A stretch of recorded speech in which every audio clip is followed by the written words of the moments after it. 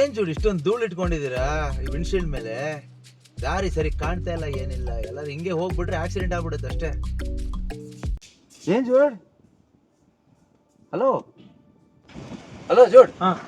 ಏನ್ ಜೋಡ್ ಬೆಳಗ್ಗೆ ಹಗಲ್ ಕನ್ಸ್ ಕಾಣ್ತಾ ಇದ್ದೀರಾ? ಏನ್ ಸಮಾಚಾರ? ಏನ್ ಯೋಚನೆ ಮಾಡ್ತಾ ಇದ್ದೆ ಅಂದ್ರೆ, ಈ ಧೂಳು ಏನಾದ್ರು ತೆಗಿಬಹುದು ನೀರ್ ಹಾಕೊಂಡು, ಆದ್ರೆ ಮನ್ಸೊಳಗಡೆ ಎಷ್ಟೋ ಧೂಳು ಇದೆಯಲ್ಲ. ಹೌದೌದು. ಅದನ್ನ ಯಾವ ನೀರ್ ಹಾಕಿ ತೆಗಿಬೇಕು? ಅದೇ ಜೋಡ್, ನೀವ್ ಹೇಳ್ದಂಗೆ ಈ ಧೂಳನ್ನ ನೀರ್ ಹಾಕಿ ಹೇಗೋ ತೆಗಿಬಹುದು.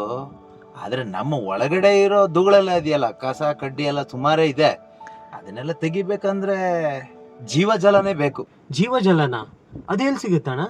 ಅದು ಬರ್ನಿಂಗ್ ಬುಷ್ ರಿಟ್ರೀಟ್ ಇದೆಯಲ್ಲ, ಅಲ್ಲಿ ಸಿಗುತ್ತೆ. ಬರ್ನಿಂಗ್ ಬುಷ್ ಅದೆಲ್ಲಿ ಸಿಗುತ್ತೆ? ಅದೇ ಜೋಡ್, ಮಂಗಳೂರು ಹತ್ರ ಮುಲ್ಕಿ ಇದೆಯಲ್ಲ, ಗೊತ್ತಲ್ವಾ? ಅಲ್ಲಿ ಡಿವೈನ್ ಕಾಲ್ ಸೆಂಟರ್ ಅಂತ ಒಂದು ರಿಟ್ರೀಟ್ ಸೆಂಟರ್ ಇದೆ.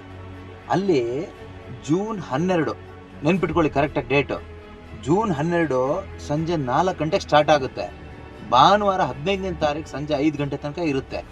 ಬರ್ನಿಂಗ್ ಬುಷ್ ರಿಟ್ರೀಟ್ ಅಂತ, ರಿಟ್ರೀಟ್ ಹೆಸರೇ ಬರ್ನಿಂಗ್ ಬುಷ್.